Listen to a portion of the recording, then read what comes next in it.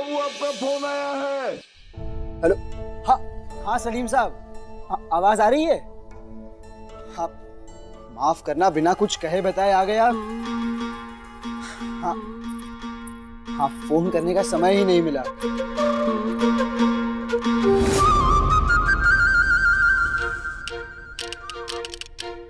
ये पति बाबू क्या गंडगोल कर रहे हैं? गंडगोल क्या? ये जो खिलौना उठाकर हवा में बात कर रहे हैं, वो गंडगोल। भूत तो नहीं चढ़ गया इन पे? भूत चढ़ गया? हाँ, तभी तो इतना हंस हंस कर बात कर रहे हैं। जबकि सामने तो कोई है ही नहीं। अब दीवारों से कौन बात करता है, बोलो? पागल हो गए हैं क्या? वो दीवारों से नहीं, अपने मित्र से बात कर रहे हैं जो यहाँ से बहुत दूर रहते हैं। आप दोनों साथ में पीपल के पेड़ के नीचे गए थे क्या? इसलिए साथ भूत चढ़ा है आप दोनों पे। माँ बाहर आंगन में हो तो भी बात नहीं कर पाती मैं माँ से, अंदर बुलाना पड़ता था माँ को। तू जो मित्र इतना दूर है, उससे कैसे कर सकते हैं बात प्रिस्टरा बाबू? आंगन क्या, मीलों दूर भी कोई होना तो भी उनसे बात कर सकते हैं, उस टेलीफोन पर। अब ऐसी तारें लगी है कि दूर बैठकर जिसकी आवाज सुनना चाहो सुन सकते हैं। किसी से भी बात कर सकते हैं, चाहे वो सामने नहीं हो और बल्कि बहुत बहुत बहुत दूर हो, तब भी बात कर सकते हैं। हाँ बिल्कुल, तुम उनसे टेलीफोन पे बात कर सकती हो। फिर तो इसे टेलीनूफ नहीं, इसे जादू का डब्बा कहना चाहिए। क्यों परी दीदी? हाँ सलीम साहब, ओके ओके, खुदा हाफिज, बाय। परिवार के सम्मान का प्रश्न था, इसीलिए सबके सामने कुछ नहीं बोला मैंने तुम्हें। पर ये जो हुआ सही नहीं लगा मुझे। तुम्हारी पत्नी रॉय चौधरियों की बहू नदी किनारे नहाते हुए आदमियों के कपड़े चुराए। शोभा देता है? तुम अपनी पत्नी को डांटने समझाने की जगह उसकी पीठ थपथपा रहे हो। पर ये बोंदिता गई क्यों थी नदी किनारे? बताओ बोंदिता, तुम नदी पर क्या करने गई थी? क्या कारण था कि तुम्हें सुबह सुबह जाना पड़ा नदी पर? नहाने के लिए। और कोई जगह है क्या नदी के सिवाय? मेरी संपूर्णा दीदी और बाकी सब औरतें वहीं तो जाती है नहाने। नहाने के लिए नदी पर जाती हो? क्यों, बाथरूम नहीं है क्या घर पे? ये पथराम क्या होता है? Bathroom bathroom bathroom. अरे आग लगा दो इस विलायती गुसल खाने को। भूल गए जब छोटे थे तो कैसे कूद कूद के नहाते थे नदी में? अब देख लो, ओ उस बाल्टी में घुस के नहाते हो। बाथटब कहते हैं उसे काका। हमें ना सिखाओ। अरे विलायत से लाए हो तो क्या उसमें बैठ के नहाने से शान बढ़ जाती है तो बाल्टी ही ना। पवित्रता नहीं भंग कर दी है उसने हमारे पूरे घर की। कहते थे नहाना है कह के गुसलखाना बनवा दिया घर में। सोचा किसी ने इसी घर में मंदिर है हमारा, भगवान विराजे हैं हमारे, पर नहीं, शौचालय बनवा दिया। मल मूत्र विसर्जित करके सारा का सारा पाप अपने सिर पे मढ़ लेना है। पाप? मुझे ना अभी भगवान का डर बाकी है, इसीलिए जाता हूं ना मैं आंगन में स्नान घर में नहाने धोने। तुम लोग तो हो गए हो पापी। अगर घर की औरत, इस घर की बहू हमारे धर्म संस्कार निभाना चाहती है तो इसमें क्या गलत है?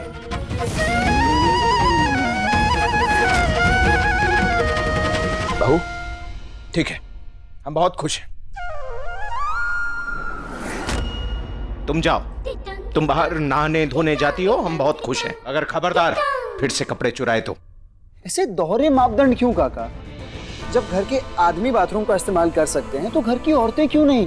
अरे घर के मर्द तो ये पतलून और धोती और ये कमीज भी पहनते हैं, तो क्या अपनी बहू को भी ये सब कपड़े पहनाओगे? नहीं ना।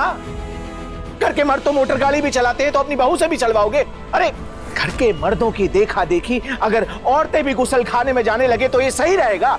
नहीं ना। मायके में गुसल खाना था इसके? बहू जाती थी ना बाहर? ये काका, मुझे तो ये समझ नहीं आता कि आखिर आप चाहते क्या हैं औरतों से। एक तरफ हम अपनी घर की औरतों को पर्दों के पीछे छिपाए रखते हैं, बड़ी बड़ी दीवारें बना दी हैं, पर वहीं दूसरी तरफ नहाने धोने के लिए उन्हें खुले में भेजते हैं। इस बात पे कोई तर्क है क्या आपके पास? बहू का पल्लू सर से जरा सा नीचे सरक जाए तो साथ में संस्कार सरक जाते हैं परिवार के। फिर उसे लाज शर्म के पाठ पढ़ाए जाते हैं, पर वहीं नहाने धोने के लिए बहू खुले में जाए, आते जाते आदमियों के कारण उसे शर्मसार होना पड़े, शर्मसार होने के कारण उसे छिपना पड़े, वहां शर्म नहीं आती हमें।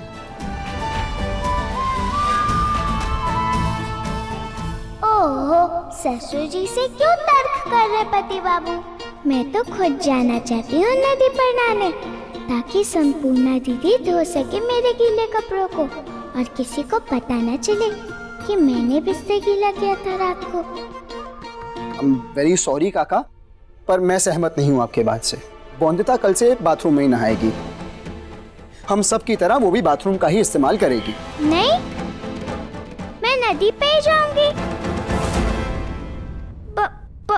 बाथरूम में नहीं नहाना मुझे, यही रीत है। देखा? अरे तुमसे ज्यादा समझदार है बहू।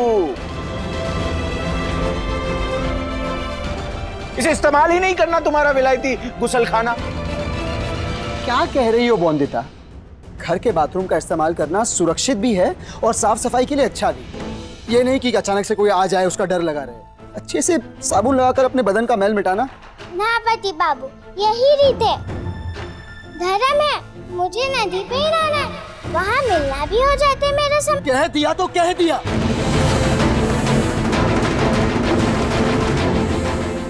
कल से बाथरूम में ही जाओगी तुम नहाने, नदी पर नहीं।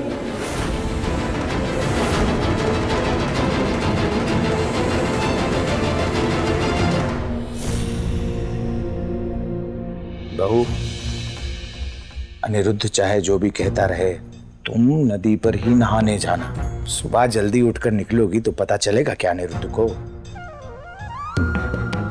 मेरी नजर होगी तुम पर बोंदिता। अगर नहाने गई तो मुझसे बुरा कोई नहीं होगा।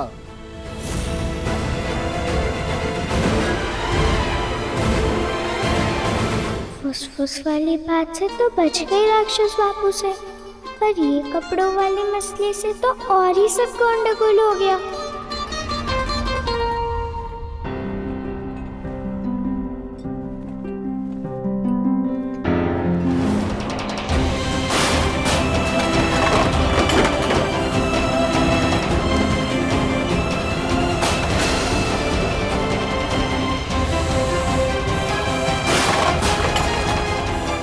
तुम दोनों में से किसने लगाई ये परफ्यूम? कुछ पूछ रहा हूँ। तो अभी जो न्याय कर रहे हैं ना आप लोग, चले जाइए इसके पहले कि मैं दंड दे दूं। राक्षस बाबू का गुस्सा तो बहुत तेज है। उनसे छिपकर कल गई नदी पे नहाने, न जाने क्या दंड दे देंगे।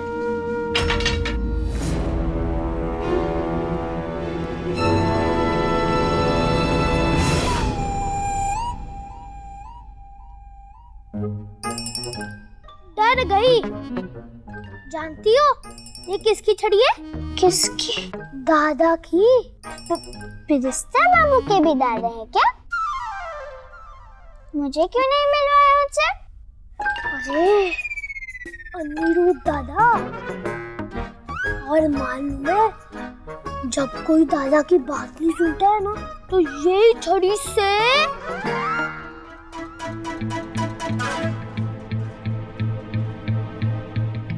एक बार तो इतना गुस्सा आया कि सजा देते देते उनकी छड़ी टूट गई।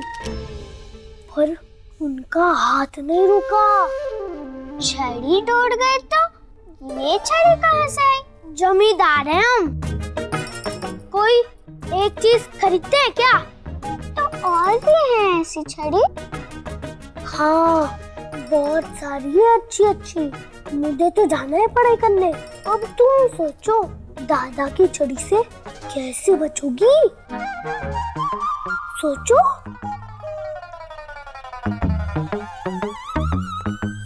अब क्या करूँ माँ? काश तो यहाँ होती तो प्यार से समझा पाती, मुझे बता पाती मुझे कि क्या करना है तेरी बॉन्दिता को। पर कैसे मिलूं तुझसे, कैसे बात करूं तुझसे? हाँ, है ना एक तरीका। आंगन क्या, मीलों दूर भी कोई हो ना तो भी उनसे बात कर सकते हैं उस टेलीफोन पर। जादू वाला डिब्बा।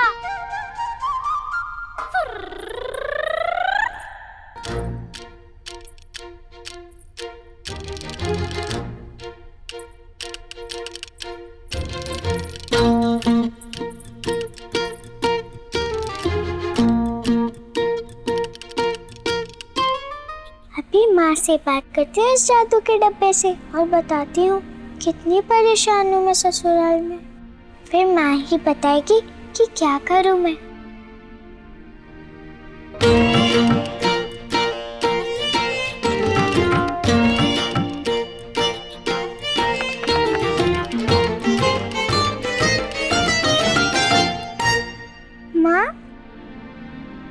माँ तो सुन सकती है मुझे। सुनना माँ, तेरी बॉन्दिता को यहाँ बहुत डर लग रहा है। पता है, डर के मारे ना मेरा बिस्तर गीला हो जाता है। पर कोई नहीं है यहाँ जिसे मैं बता सकूं, जो मुझे प्यार से समझाए, तेरी तरह सुलाए हाथ पकड़ के। माँ, मुझे बहुत डर लगता है और अब तो नदी पे भी नहीं जा सकती नहाने और गीले कपड़े धुलवाने। तेरी नन्ही सी बॉन्दिता बहुत बड़ी दुविधा में फंस गई है। अगर सुबह नदी पे नहाने जाती हूँ तो पति बाबू गुस्सा होंगे, बहुत डांटेंगे। माँ, छड़ी भी है उनके पास, लेकिन अगर नहीं जाती नदी पे नहाने, घर पे सबको पता चल जाएगा कि रात को सोते हुए नींद में बिस्तर गीला करती हूँ। तो सिर्फ पति बाबू नहीं, सब घर वाले मुझसे गुस्सा होंगे। क्या पता दंड दे।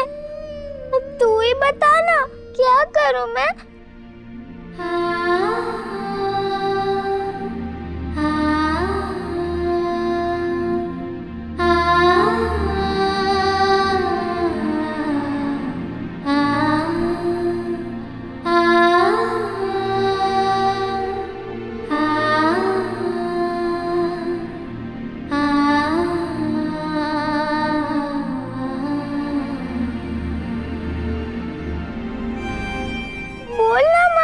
सुन रही है ना कि तेरी बॉन्दिता क्या कह रही है? पहुंच रही है ना मेरी आवाज तेरे पास? बोलना।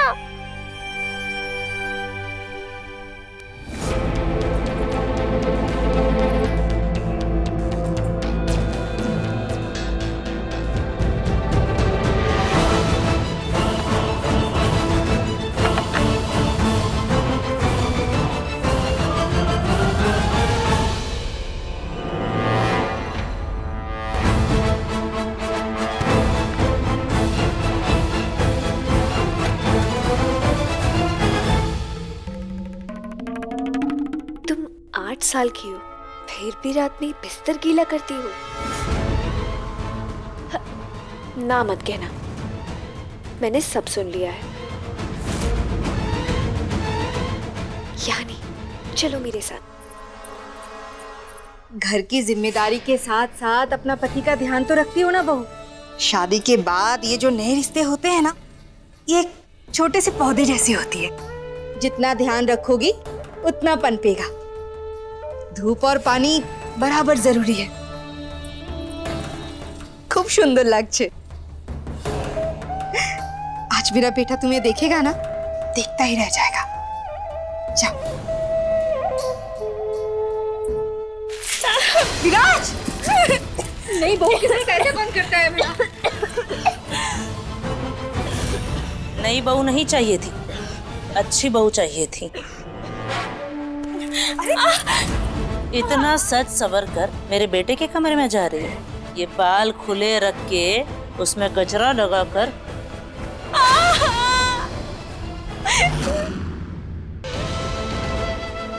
सौरभ को अपने पल्लू से बांध कर रखना चाहती है या अपने इशारों पर नचाना चाहती है तू उसे? बोल बोलो। विराज, ये गजरा मैंने लगाया था। नई नई शादी हुई है, पति पत्नी में प्यार तो। आप तो चुप ही रहिए दीदी। बच्चा मैंने पैदा किया है या आपने? सौरभ की माँ मैं हूँ या आप? ये मेरी बहू है या आपकी? आप तो बांझ है ना, फिर सौरभ का भला मैं बेहतर समझूंगी या आप?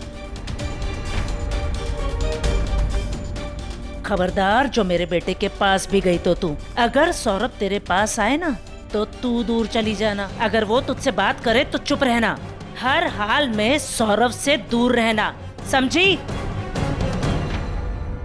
देख क्या रही है मुझे? जानती हूँ मैं, सौरभ के पास पहली रात को मैंने ही भेजा था तुझे, और मना भी मैं ही कर रही हूँ आज। जानती है क्यों? क्योंकि पहले तो दहेज की 5 बकरियां लाने वाली थी। लाई क्या अपने मायके से? लाई नहीं ना। जब तक बकरियां नहीं बनती घर के खूंटे से, समझ ले तेरी शादी भी उसी खूंटे पर अटकी हुई है। और हाँ, उस खूंटे पर तेरे अटके हुए रिश्ते को खींचकर मुझे तोड़ने में ज्यादा वक्त नहीं लगेगा, अगर तूने मेरी बात नहीं मानी तो, समझी?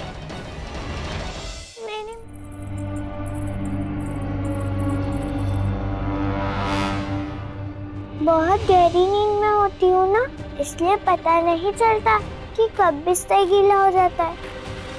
शक्ति, सुबह उठती हूँ तभी पता चलता है मुझे। पर ये तो बहुत दिन से हो रहा होगा ना, तो अब तक घर में किसी को पता कैसे नहीं चला? क्योंकि सुबह सबके उठने से पहले नदी पे नहाने चली जाती हूँ। वहाँ मेरी संपूर्ण दीदी आती है और सारे गीले कपड़े धो देती है मेरे। पर इतने दिनों से गीला बिस्तर कैसे किसी को नहीं दिखा? और फिर बदबू भी तो आती होगी ना?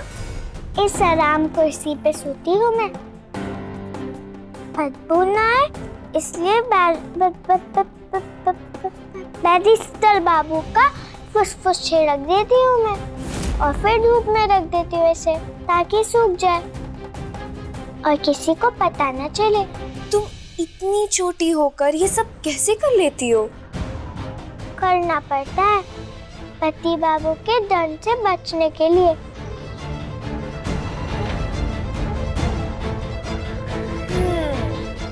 इसलिए तुम नदी पार नहाने की जिद कर रही थी। आप तो उनके बचपन की मित्र हो ना परी दीदी, आप समझाओ ना उन्हें कि वो नदी पे जाने दे मुझे। गुस्सा तो जरूर आएगा अनिरुद्ध को, जब उसे तुम्हारी बिस्तर गीला करने का राज पता चल जाएगा और वो खुद तुम्हें इस घर से बाहर निकाल देगा। मैंने बिस्तर गीला करने की बात इसलिए नहीं छुपाई कि सब डांटेंगे मुझे। डांट खा लूंगी मैं, मार भी खा लूंगी छड़ी की। मामी मारती थी मुझे, पेड़ पे भी बांध सकते हो मुझे मामी की तरह, बिल्कुल शिकायत नहीं करूंगी। शक्ति, पर मेरी माँ को कोई ताना मारे मेरी मामी की तरह कि कुछ सिखाया नहीं माँ ने मुझे, तो ये बात सह नहीं पाऊंगी। मुझे खुद को डंड से लगी चोट का, पर माँ अपनी चोट छुपाए, पर तब भी उसका दर्द मालूम पड़ जाता है मुझे। मैं समझ सकती हूँ कि तुम कितना प्यार करती हो अपनी माँ से, इसलिए मुझसे जितना बन सके उतनी मैं मदद करूंगी तुम्हारी। बहुत अच्छी है आप परी दीदी, बहुत अच्छी।